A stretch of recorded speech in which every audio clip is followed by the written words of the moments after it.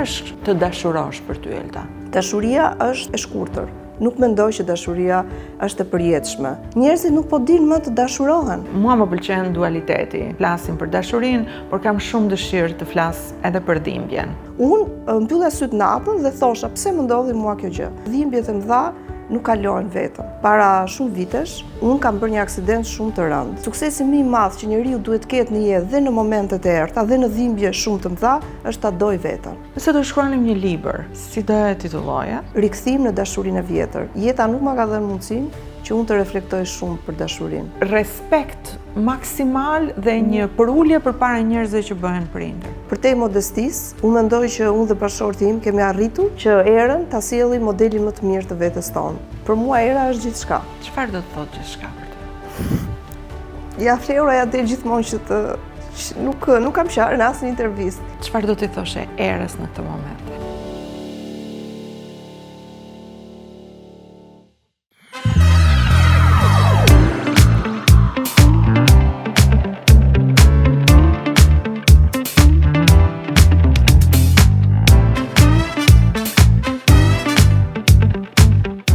Përshëndetje të gjithëve.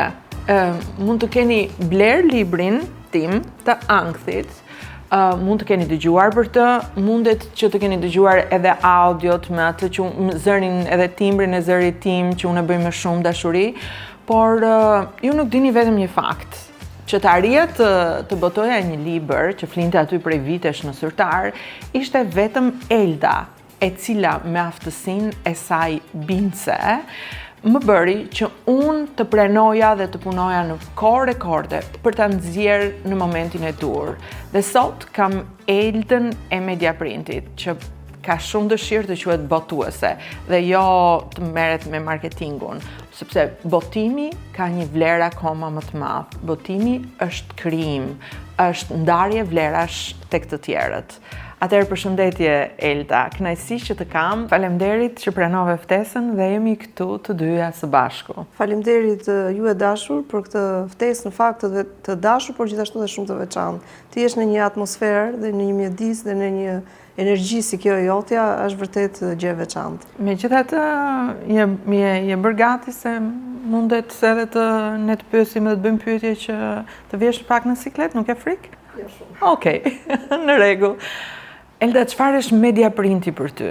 Mediaprinti për mua është një familje e madhe, është një oazë ku unë gjej qetësi, por jo gjithmonë është i qetë, është edhe i zhurmshëm, është si ai deti që herë ka shumë dallë të forta, por herë bëhet edhe si liqen, i cili ka një qetësi të madhe që më ofron mua, dhe kjo qetësi vjen nga narrativa e sukseseve që ne gjithë familja Mediaprint përjeton, por është edhe e thënë ndoshta çuditshëm edhe një vend ku unë karikohem. Është tamam më energjizon gjithçka aty. Që do të më thuash se ti kur hyn aty, edhe nëse nuk je në momente të caktuara, nuk je motivuar, kur hyn në familjen e madhe, ti vazhdon ritmin tënd, sepse të botosh libra në ditët e sotme, nuk është aq e thjeshtë. Jo, s'është fare thjesht, është një sfidë e vështirë, për mos thënë një mision i cili për shumë persona duket i pamundur. Edhe unë do thosha, sepse jam në këtë këndvështrim, do thosha që mund të jetë i pamundur, duke parë se si po zhvillohen ngjarjet në ditët e sotme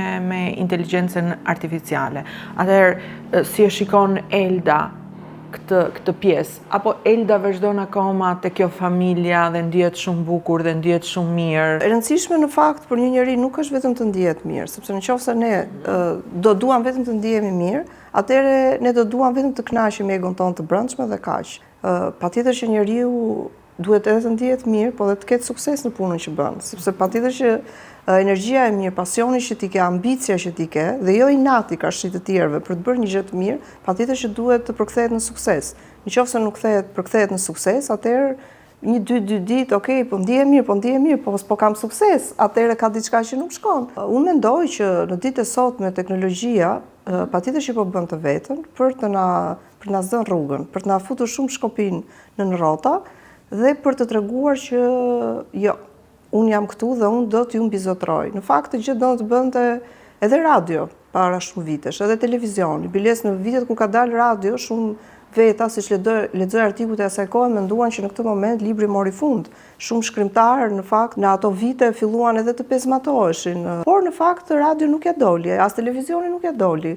Unë mendoj që as teknologjia nuk do t'ja dali përfundimisht që të çbëj librin. Ndoshta duket pak utopike, ndoshta duket sikur unë jam në këtë biznes dhe dua të frymëzoj dhe dua që njerëzit të mendojnë kështu siç mendoj unë, por ka shumë argumente që tregojnë që teknologjia nuk e çbën dot librin. Patjetër që ajo do mundohet maksimalisht të marrë treg, por unë mendoj që do vazhdoj të ketë një treg të lexuesve besnik, të cilët me shumë dashuri do ta përqafojnë librin, gjithmonë. Dhe si percepton ti këtë, Elda? Pra, këtë fakt që këta njerëzit do vazhdojnë dhe do ta ndjekin librin, do ulen, do mbajnë shënim të librit, se ka njerëz të ndryshëm që nënvizojnë. Një nga ata jam unë. Nuk mendon që ka humbur pak fokusi ose përqendrimi që njerëzit të lexojnë te rreshtat e librave? Dgjoj, kur vjen një gjë e re, unë e marr gjithmonë nisem ta marr nga vetja. Kur diçka e re vjen në jetën time, siç erdhi për shumë njerëz teknologjia, të gjithë për momentin u kuriozuan dhe patjetër e përdorëm dhe e përdorim. Por unë mendoj që pastaj njeriu ka një moment reflektimi. Unë për shembull personalisht, përpos faktit se merrem me librin, unë tani kam filluar të reflektoj, sa kohë më merr kjo teknologjia dhe nga gjithë kjo koha që teknologjia mua më merr, çfarë përkthehet në të mira tek mua?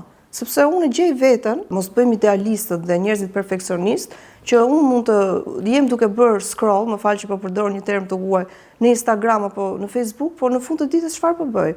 As nuk po marr diçka që mua mund të më kthehet në një të mirë, qoftë materiale, qoftë shpirtërore, apo qoftë në planin profesional, unë thjesht po shikoj jetët e të tjerëve. Çfarë të tjerët janë duke bërë me jetët e tyre, si zihen, si pajtohen, si dashurohen.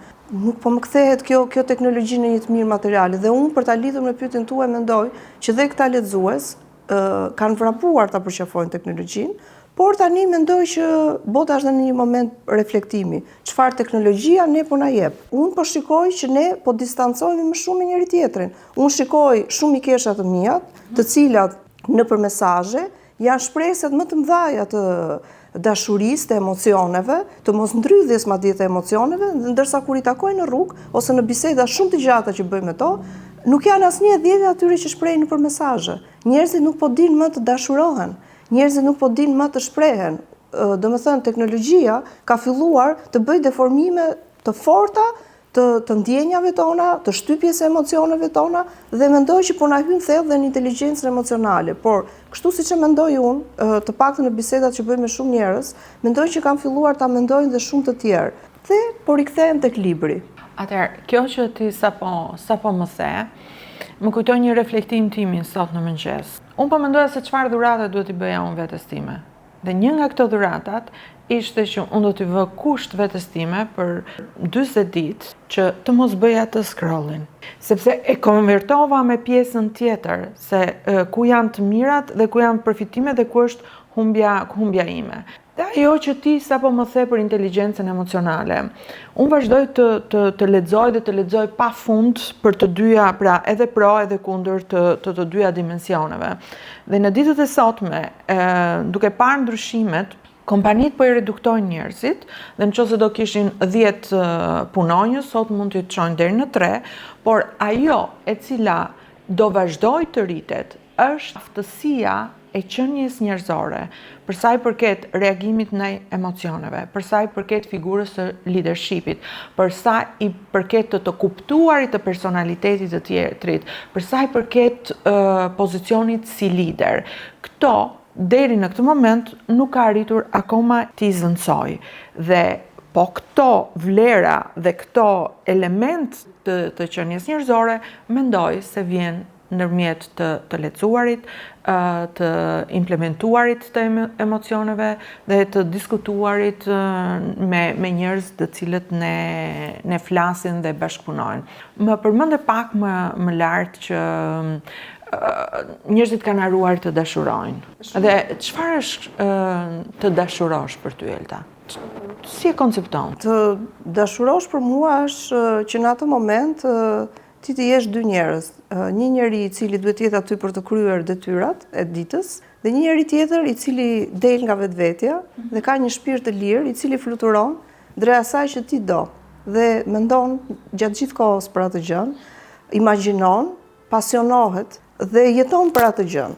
Në çdo moment të ditës, e gjithë qenia e tij bëhet dy qenie. Një qenie që fatkeqësisht në këtë jetën kaq dinamike duhet të plotësojmë ato nevoja ditore, dhe një qenie tjetër që thotë jo prit, se unë nuk dua të jem vetëm kjo. Unë dua të fluturoj atje ku është zemra ime, atje ku janë mendimet e mia. Por unë mendoj që dashuria është e shkurtër. Pastaj ajo kthehet në përkushtim, në respekt. Nuk mendoj që dashuria është e përjetshme. Ajo merr një trajt tjetër. Është aty, por merr një trajt tjetër. Po të ndiqa me shumë vëmendje, se kjo është puna që di me bë unë më mirë dhe mos. Dhe prandaj unë me ty shprehem deri në fund, sepse ti di të ma nxjerrësh atë, ke aftësinë.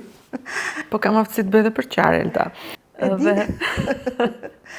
Dhe po mendoja në momentin që ti the një vete tjetër që del, unë po mendoja 3 dimensionet, pra po e konvertoja në dimensionin fizik, emocional dhe shpirtëror, pra mind, body and spirit, mendje, trup edhe shpirt. Më falni përsëri për fjalët në anglisht. Dhe fiziku është ajo që na duhet të jemi këtu, të jemi te puna, shpirti është ai i cili mundet të lëvizë shumë lirshëm, po ky shpirt ka dhe pjesën e emocioneve.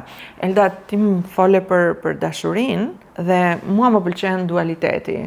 Flasim për dashurinë, por kam shumë dëshirë të flas edhe për dhimbjen. Sepse unë dhimbjen nuk e shikoj më, kam arritur në pikën që mos ta shikoj më si diçka të keqe. Të mundem të marr, ta përjetoj dhe të marr më të mirën prej saj. Ka moment që ti i ke pasur këto të dyja në balancë ose përballë me njëra tjetrën? Apo a ke pasur ti një Unë kam pasur moment të vështirë. Tani pas kaq vitesh reflektoj që ky moment i vështirë që unë do ta ndaj me ju, që më ndodhi, unë tani i kthehem mbrapa dhe them që jeta ka bërë shumë mirë që më ka dhënë atë moment të vështirë. E di që duket shumë e fortë, por përtej klisheve, përtej fjalive që dhimbja të bën më të fortë, unë mendoj që dhimbja nuk është se të bën vetëm më të fortë. Mendoj që dhimbja të bën më të mençur, të bën më praktik, të bën më selektiv dhe të bën më mirënjohës. Sidomos tek e fundit, dua të ndalem shumë. Para shumë vitesh, unë kam bërë një aksident shumë të rëndë, për të cilit, në fakt, pamundësia ime fizike ishte shumë e madhe. Unë gati 1 vit e 2 muaj kam dënjur me pateric, dhe pas 1 vit e 2 muaj unë kam marrë vesh që unë kisha dëmtuar shumë rënd edhe shtyllën kurrizore. Prej këtij fakti, unë nuk arrita dot të kem një fëmijë të dytë në jetën time dhe kjo është një gjë ekskluzive që po e ndaj vetëm sot. Shumë faleminderit. Momentin e parë mendova se gjithçka do vazhdonte normalisht siç kishte vazhduar dhe unë u përballa shumë ngadalë me dhimbjen. Dhimbja erdhi shumë tinës te mua. Kur them dhimbje nuk po flasim për ato dhimbjet fizike që patjetër ishin të mëdha. Unë aty kuptova që njeriu ka 2 lloj dhimbjesh dhe mos harroni që po flasim këtu e para 16 vjetësh që njohurit tona në fushën e psikologjisë dhe psikoterapisë ishin gati të paksesueshme. Për mua nuk ishte absolutisht e vështirë që unë të përballoja dhimbjen fizike. Dhimbja fizike do marrësh një ilaç dhe do të kaloj. Ajo çka unë nuk po përballoja dot më ishte dhimbja shpirtërore. Në fillim e kisha shumë të vështirë ta pranoja dhe pastaj u detyrova, mos harroni që stigma në ato vite, Fleura ju e dini më mirë se mua, shumë e madhe, dhe pastaj u vendosa të vi te psikologu dhe ajo psikologe ishit ju. Dhe ajo çka më bëri mirë, që ndoshta nuk ta kam thënë asnjëherë, është se më pëlqeu që nuk gjeta një psikologe që të më përkëdhelte. Gjeta një psikologe stoike, të fortë, e cila mi thoshte ato të vërtetat shumë shkoqur, shumë qartë dhe shumë pastër. Domethënë, unë aq sa gjeta tek ty një fole shumë të ngrohtë që unë të shpreha mendimet e mia, aq edhe ti, jo në kuptimin e plot të fjalës distancë, më vure një distancë që prit deri këtu është ndihma ime, por janë ca gjëra që ti Elda do t'i bësh vetë, që ti do t'i arrish vetë dhe në këto gjëra unë nuk të ndihmoj dot. Është vetvetja jote, potenciali jot që ti e ke brenda vetes, por në këto momente e ke lëshuar veten dhe nuk arrin ta kuptosh, ai do të ndihmoj. Dhe kjo ishte ajo që më pëlqeu tek ty. Ishe një psikologe shumë racionale dhe shumë e vërtetë. Dhe më bëre që të kuptoj që suksesi më i madh që njeriu duhet të ketë në jetë dhe në momentet e errta dhe në dhimbje shumë të mëdha është ta doj veten. Sepse unë e kisha humbur këtë ndjenjë tek vetja ime. Unë nuk e doja më veten time. duhet në rast të parë që njeriu në këto momente të vështira ta doj përsëri veten, mos ta braktisi veten, dhe në rast të dytë, ajo çka po i ndodh ta pranoj. Sepse ne kemi shumë të vështirë ta pranojmë që mua po më ndodh kjo gjë. Pse unë po përjetoj ankth? Pse unë po përjetoj depresion? Unë nuk kam arsye pse ti përjetoj këto gjëra. Dhe ajo çka më bën përshtypje është që ju më thoshit ose vetja më thoshte që puno me veten. Dhe unë mendoja që punoja me veten. Por unë shumë kohë më vonë kam kuptuar që unë realisht po punoja shumë tërthorazi me veten time. Nuk po punoja aq sa duhet, sepse unë akoma nuk e kisha pranuar në thonjza fatin tim. Atëherë që të duash veten, dhe ky është suksesi më i madh në jetë, në rast të parë duhet të pranosh gjendjen në të cilën ti ndodhesh kur ti do veten. Sepse unë nuk as gjendjen akoma nuk pranoja. Unë mbylla syt natën dhe thosha pse më ndodhi mua kjo gjë. Unë gjithkohës e mbushja mendjen time vetëm me pse. Dhe për aq kohë sa ti e mbush veten vetëm me pse, atëherë ti nuk do gjesh paqe me veten. Dhe gjëja e parë që bëra është kuptova situatën ku ndodha dhe fillova të mos bëja më pse më ndodhi. Më ndodhi dhe do ta menaxhoj. Dhe patjetër që këtu mu desh ndihma e psikologut dhe patjetër njerëzit, dashuria e njerëzve që mora përreth. Në atë moment kuptova që dhimbjet e mëdha nuk kalojnë vetëm. Njeriu duhet të investojë gjithmonë tek shoqëria, tek miqt, sepse është një dashuri dhe një investim në thonjza, sepse shumë persona e marrin si investim monetar, në fakt është investim shpirtëror që ti duhet bësh. Sepse më besoj që ai investim shpirtëror dhe mua personalisht ai investim shpirtëror që kam bërë të gjitha miqt, mua më kthye mbrapsht. Jeta ime u ka ta ndisë një fëmijë i vogël i cili pret të trokasi dera dhe të vi prindi me një lodër në dorë. Aq e zbrazët dhe aq bosh ndihesha unë në këto momente të dhimbjes madhe, sa unë prisja derën të trokiste dhe një mik apo një mikesh të mbushte ditën time. Por sado që këta miq, këto mikesha të afërm të t'japin ty dashuri, në fund gjithë dhimbjet e mëdha duhen sfiduar nga e brendshmja jote. Elda, më fal që u zgjata pak.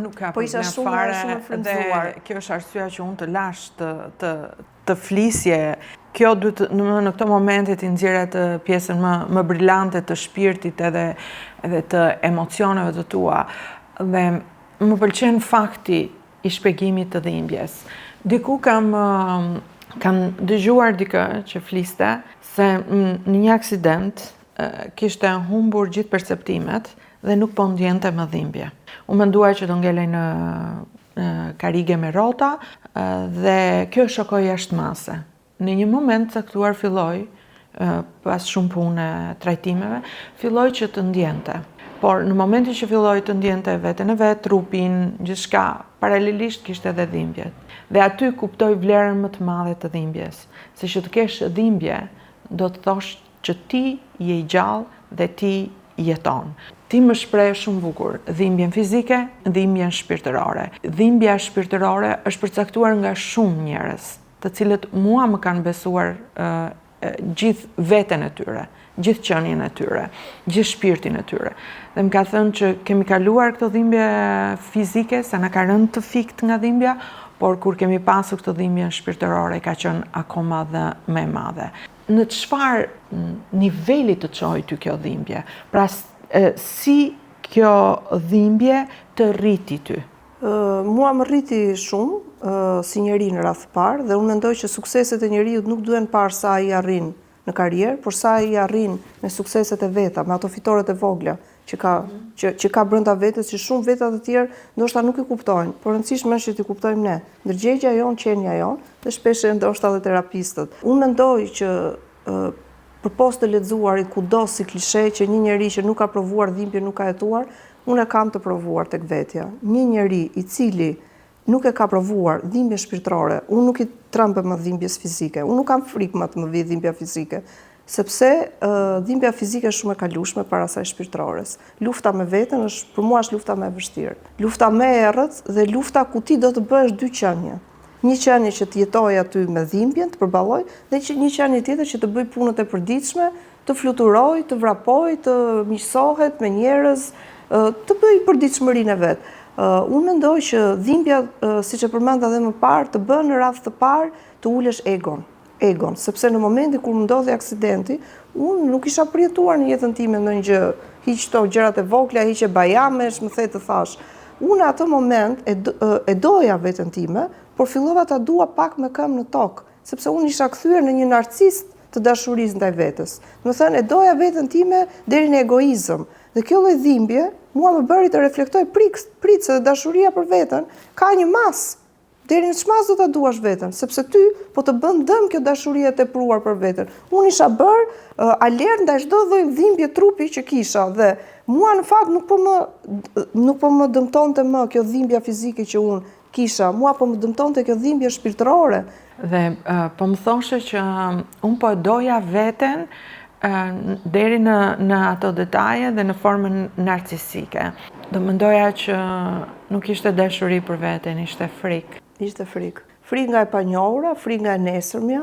Sepse dashuria për veten është kjo pjesa që ti më thua, ti e do veten pa atë pjesën e egos, sepse ma ke përmendur disa herë egon. Dhe shumë rrallë njerëzit e kuptojnë pjesën që ego dhe egoizmi është diçka që i bën dëm njeriut. Kur përdoret jo në masën e duhur. Në masën e duhur. Dhe kjo dashuria jote për veten, si u konvertua në dashuri për të tjerët? Sepse ti më thua që unë tani e shikoj dhe dua veten ndryshe.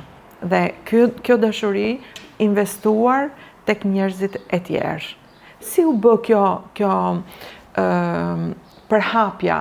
Sepse do thosha si puna e tigurit që ti hedh aty në det, se më përmende detin më përpara, ti hedh dhe shikon që ato rrathët përhapen.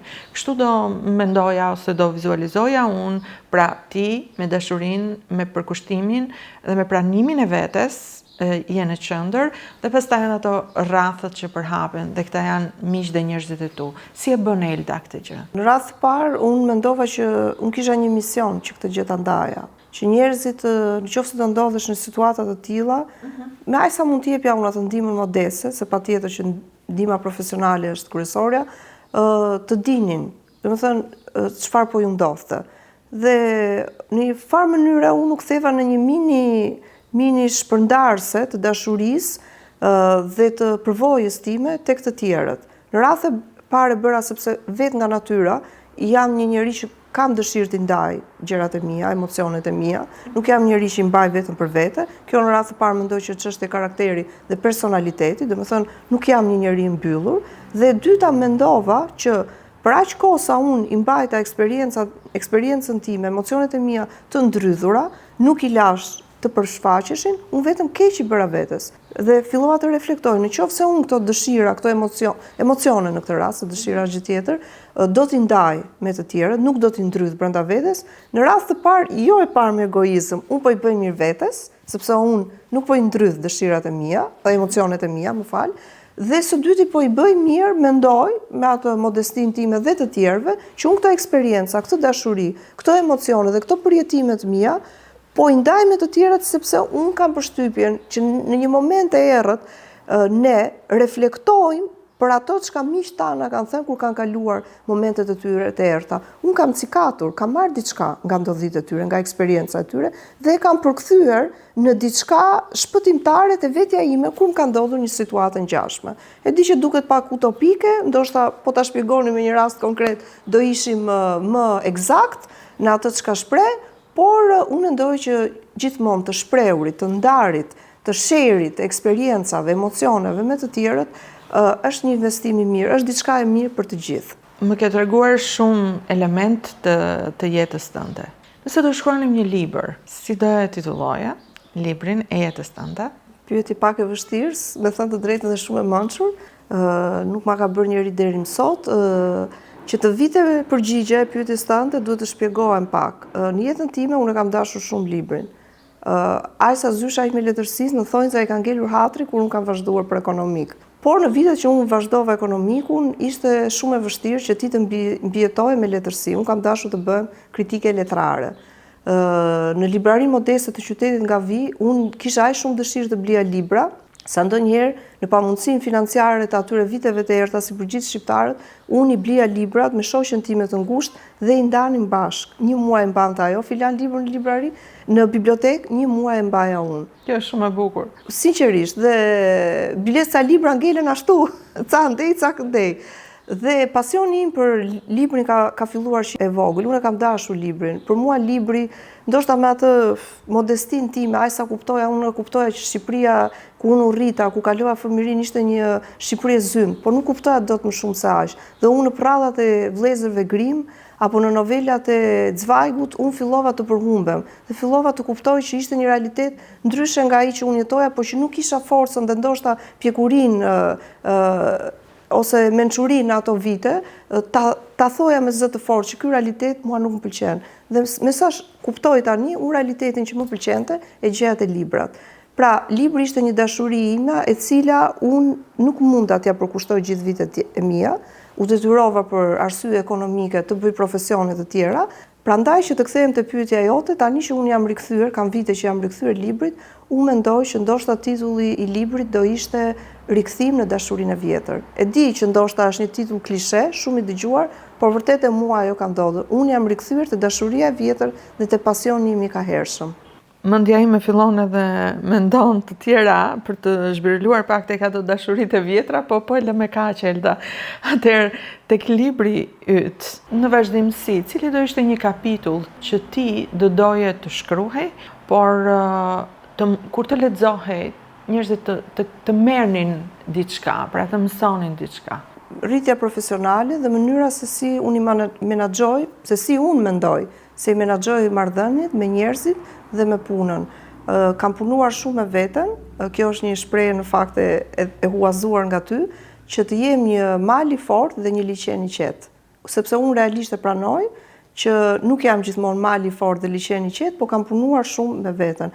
Dhe mënyra se si unë kam punuar, mendoj që ky do ishte një kapitull që do vlente.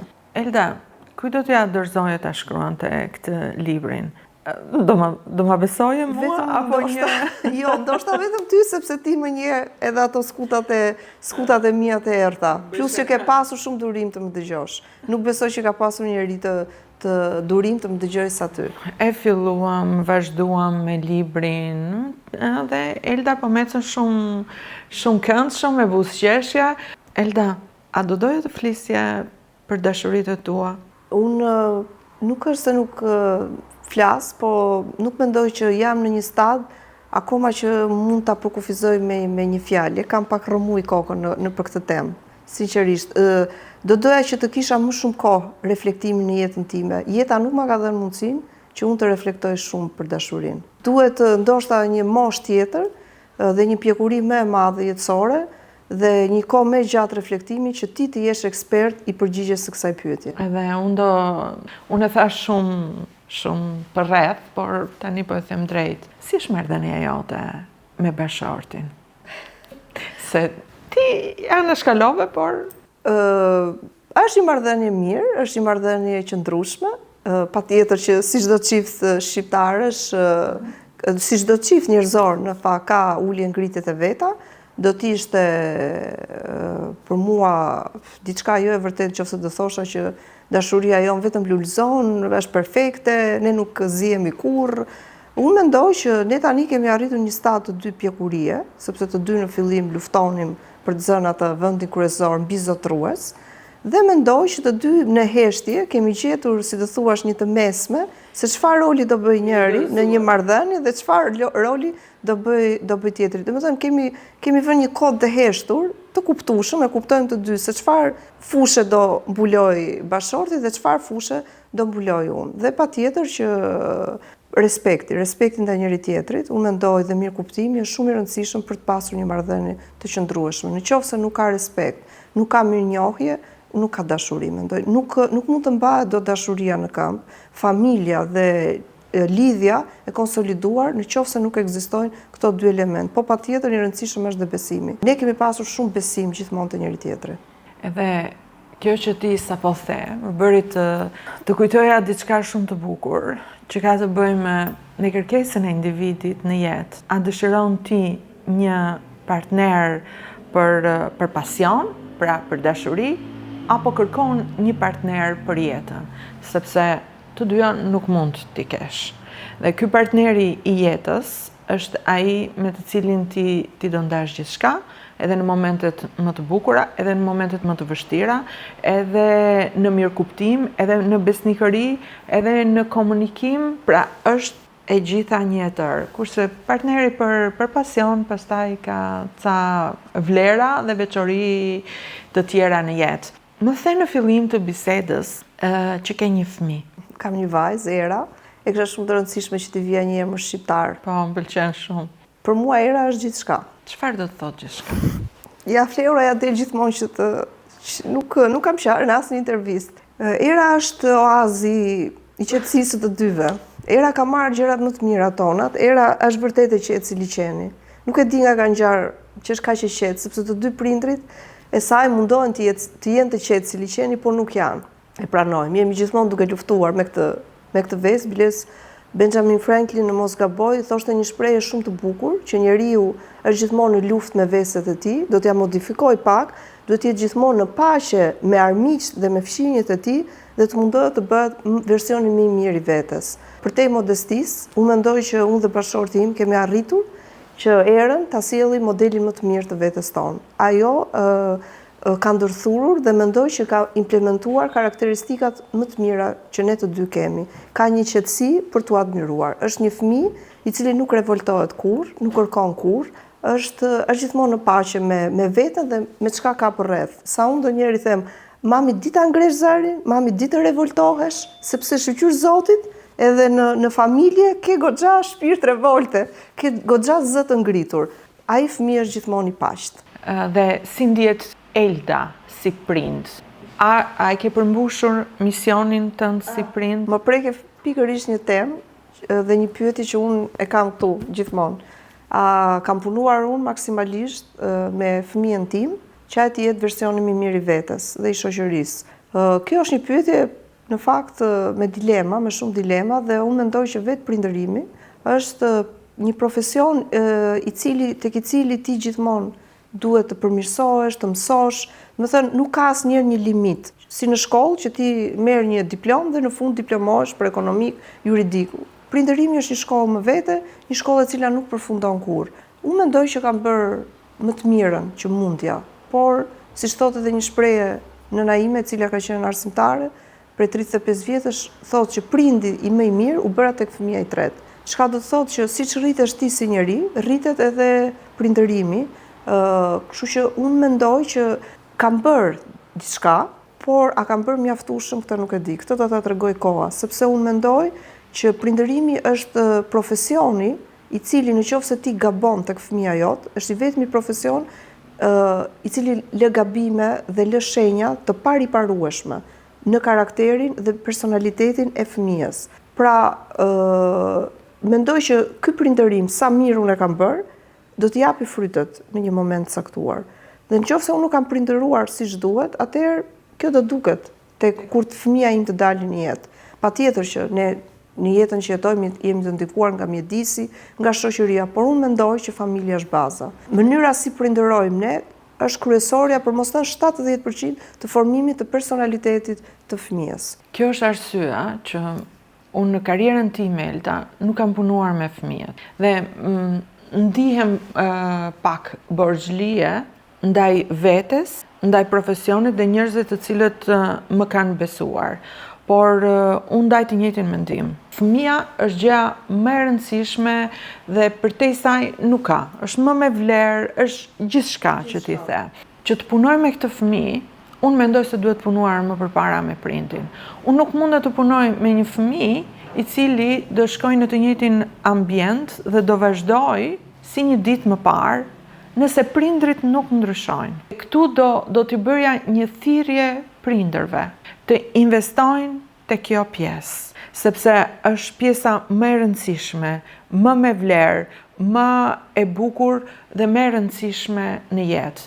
Pra, unë kam respekt maksimal dhe një përullje përpara njerëzve që bëhen prindër. Sepse kur ti bëhesh prind, merr përgjegjësinë më të madhe.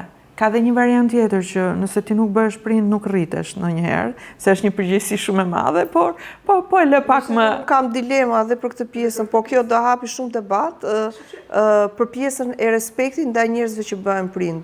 E di që do duket shumë e çuditshme, por unë nuk mendoj se të gjithë njerëzit kanë statusin shpirtëror, jo vetëm social dhe ekonomik, që të bëhen prindër.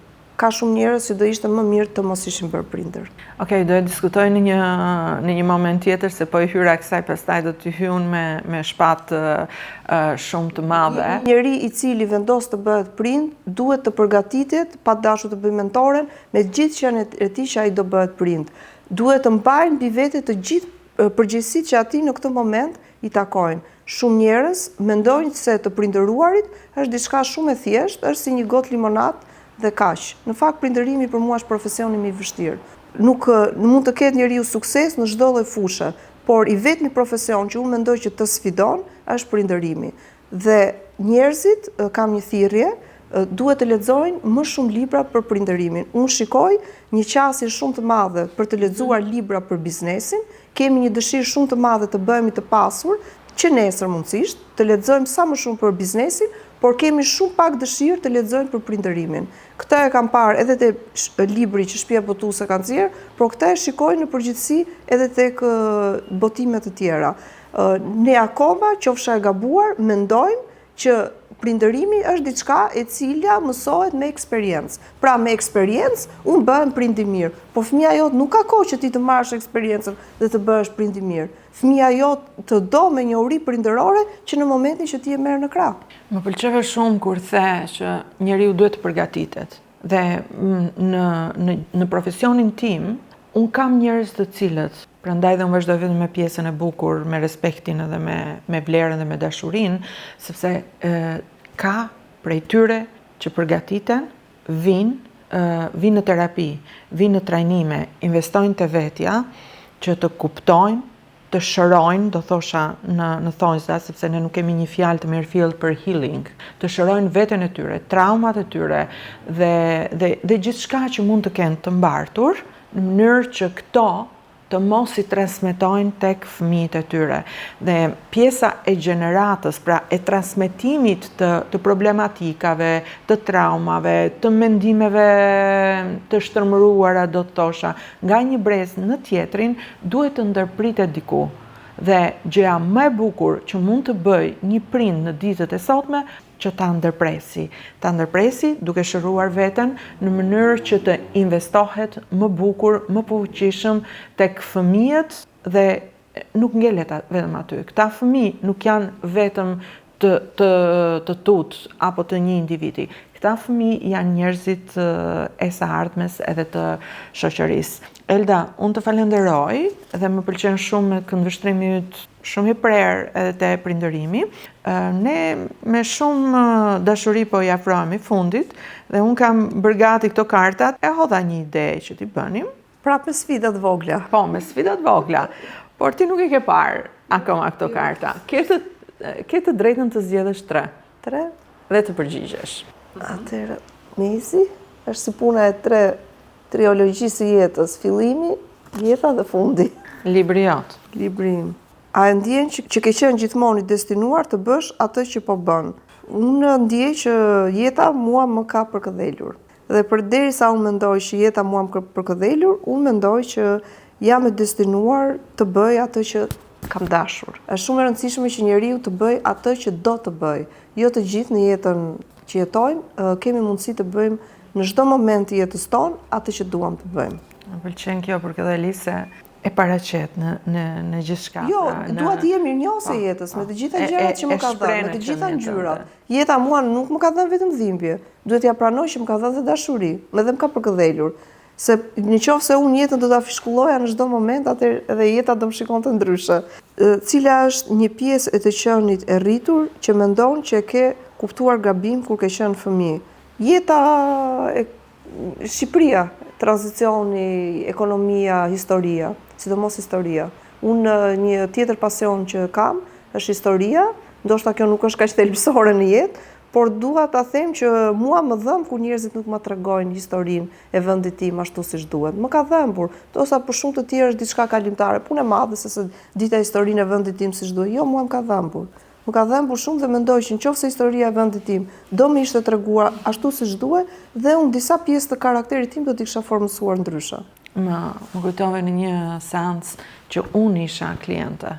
Dhe vazhdoj me rritjen time, kjo hyn te dashuritë e mia dhe përkushtimet e mia. Dhe nuk e kisha menduar kur, Elda, këtë pjesë, por mua më ishte instaluar një frikë nga koha e komunizmit. Dhe aty jam shokuar. Nuk e kisha menduar kur, se isha shumë e vogël, por kishte ngelur aty dhe prandaj historia duhet të treguar e vërtet. Se ndikon, po, ke shumë të drejtë. Nëse do kisha mundësi të rijetoj një ditë jetës tënde, cilën do zgjidhe dhe pse? Patjetër, si për shumë nëna, patjetër momentin e lindjes së vajzës është momenti më sublim në jetë. Aty ti kupton që jeta jote ka marrë një tjetër dimension, por patjetër që njeriu edhe nëse jeton pa fëmijë, gjen mënyra të tjera për ta shijuar jetën. Jeta me gjithë ngjyrat që na jep, me dhimbje, gëzim, hidhërim, është prap është shumë e bukur. Duhet jemi në çdo ditë të jetës mirënjohës që jetojmë. Elda, unë të falenderoj shumë, por prap nuk do të lë, edhe me një kërkesë shumë të vogël. Çfarë do t'i thoshe erës në këtë moment? Të jetë gjithmonë vetja dhe të jetë gjithmonë mirënjohës e jetës. Mirënjohja është shumë e rëndësishme. Të falenderoj. Faleminderit ty.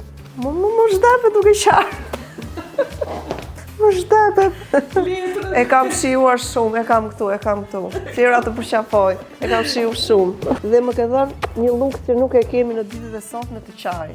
Të qarë sot për mua është luks. Nuk e kam kohë, nuk e kam mendjen të qaj. Ti sa herë të duash? Do vi.